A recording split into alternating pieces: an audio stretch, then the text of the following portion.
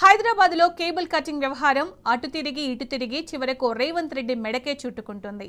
అందుకే అంటారేమో ఎవడు తవ్వుకున్న గోతిలో వాడే పడతాడని. తెలంగాణలో పాలన పిచ్చోడి చేతిలో రాయిలా మారిందని చెప్పడానికి ఇంతకు మించిన ఉదాహరణ ఇంకోటి ఉండదంటూ నెటిజన్లు దుమ్మెత్తిపోస్తున్నారు. రాష్ట్ర పాలనా వ్యవస్థకు కేంద్రమైన సచివాలయంలో ఇంటర్నెట్ సేవలు నిలిచిపోవడంతో ప్రభుత్వ శాఖల పనులు ఎక్కడికక్కడ నిలిచిపోయాయి. ఉదయం నుంచి పరిస్థితిలో మార్పు రాకపోవడంతో ఉద్యోగులు, ప్రజలు తీవ్ర ఇబ్బందులు పడుతున్నారు. ప్రధాన కార్యాలయంలో ఇంటర్నెట్ సేవలు పూర్తిగా నిలిచిపోవడంతో పరిపాలన యంత్రాంగం ఒక్కసారిగా స్తంభించిపోయింది.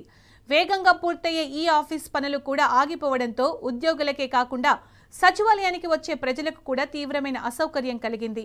ఆఫీసులు ప్రారంభమైన కొద్దిసేపటికే ఉద్యోగులు నెట్వర్క్ పనిచేయకపోవడాన్ని గమనించినా అది స్వల్ప లోపమేనని భావించారు. కానీ గంటలు గడిచినా సమస్య పరిష్కారం కాకపోవడంతో ఫైల్ మూవ్మెంట్, అనుమతులు, ఆదేశాల పంపిణీ పూర్తిగా ఆగిపోయింది.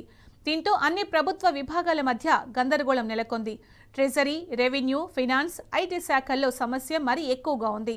రోజువారీ కార్యకలాపాలు ఆన్లైన్ ప్లాట్ఫామ్పై ఆధారపడడంతో చిన్న పనులకే ఎక్కువ సమయం పడుతోంది. ఫైళ్లు ఆమోదం కోసం సచివాలయానికి వచ్చిన ప్రజలు అలాగే నిరీక్షిస్తున్నారు.